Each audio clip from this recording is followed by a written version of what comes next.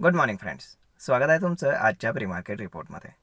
तर मग चला सुरुवात करूयात आजच्या प्री मार्केट रिपोर्टला आणि जाणून घेऊयात की आज मार्केटमध्ये काय होऊ शकतं ते.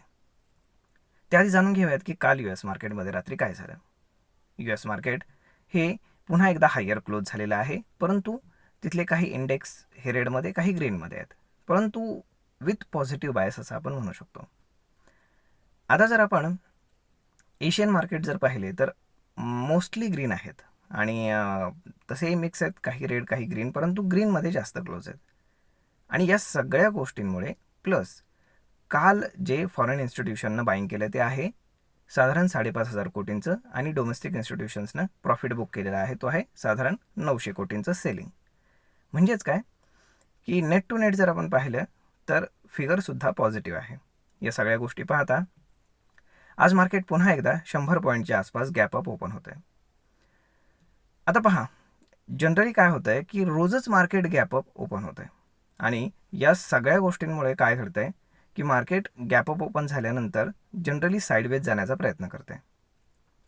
त्यामुळे या सगळ्या गोष्टींमध्ये आपल्याला पाहिलं पाहिजे की नक्की आता पुढे काय घडू शकतं ते.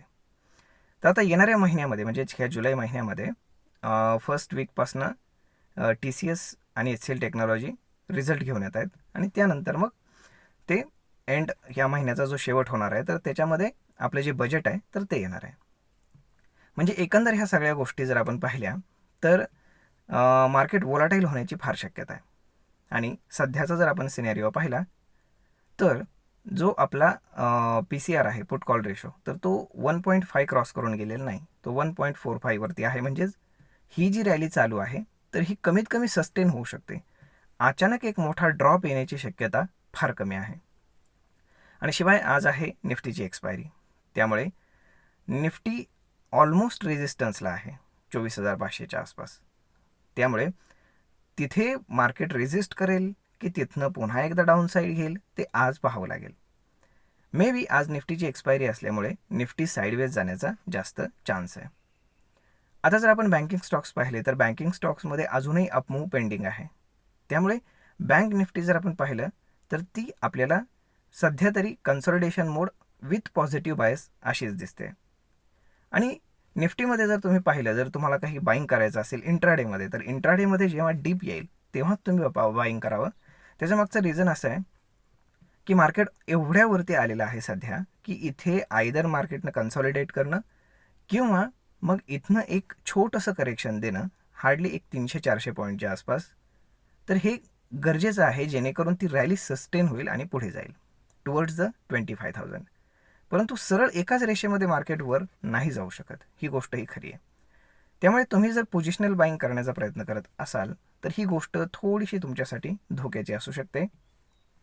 याच्यामागचं कारण असं आहे की आज रात्री US मार्केट बंद राहणार आहे, तिथे इंडिपेंडन्स डे आहे त्यामुळे. शिवाय त्यांचे FOMCचे मिनिट्ससुद्धा येणार आहेत, त्यामुळे तिथे काय घडेल काय नाही हे सांगता येत नाही. तिथे काय कॉन्व्हर्सेशन होतं त्याच्यावरती डिपेंड आहे की पुढे मार्केटमध्ये कशा पद्धतीने चाल राहील ते. तर मग पाहूयात की येणाऱ्या दिवसांमध्ये काय घडेल ते. आय होप अशा पद्धतीनं आज मार्केटमध्ये सगळं व्यवस्थित राहण्याची शक्यता आहे आणि फॉरेन इन्स्टिट्यूशन आज फार ॲक्टिव्ह असण्याची शक्यता फार कमी आहे.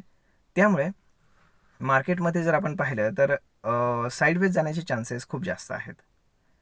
आणि आज म्हणावी अशी काही ग्लोबल न्यूज किंवा लोकल न्यूजही फार नाही आहे. त्यामुळे पाहूयात की हा गॅपअप सस्टेन होतो की हा गॅपअप पुन्हा फिलअप करून मार्केट साईडवेज जातं, वॉट एव्हर पाहूयात. तर मग मित्रांनो, अशा पद्धतीनं राहणार आहे आजचं मार्केट. आय होप तुम्हाला हा व्हिडिओ, ही माहिती ट्रेड आणि इन्व्हेस्टमेंट करण्यासाठी नक्कीच उपयोगी पडत असेल. आणि जर हा व्हिडिओ तुम्हाला आवडला असेल तर आपल्या जवळच्या मित्रमंडळींसोबत देखील हा व्हिडिओ तुम्ही शेअर करायला विसरू नका. धन्यवाद.